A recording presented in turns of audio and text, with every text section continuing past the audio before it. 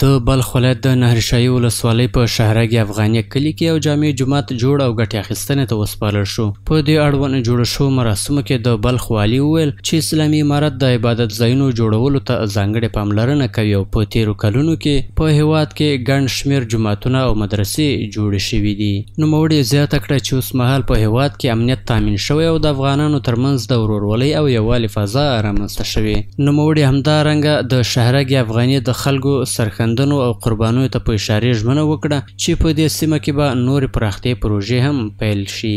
په همدې حال کې د کونړ والي او د دې جومات بنسټ ایښودونکي وویل چې د دغې سیمې اوسیدونکي پخوا د جومات د کوچنیوالي له امله له ډېرو ستونزو سره مخ وو، خو د یاد جومات په جوړېدو سره به یې دغه ستونزې هوارې شي. ښاغلي ابو حمزه زیاته کړه چې دا جومات په 600 متره مربع ځمکه کې د 10 میلیونه افغانیو په ارزښت د یو کال په موده کې د خلکو په همکارۍ بشپړ شوی چې نږدې د 1000 تنو لمونځ کوونکو ظرفیت لري.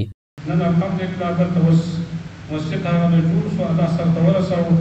دا واقعا د هغو مسلمانانو چې په دې تعمیر د مسجد کې چا حصه اخیستې ده، دا د دې د ایمان نه که د الله وایي انما یعمر مساجد الله.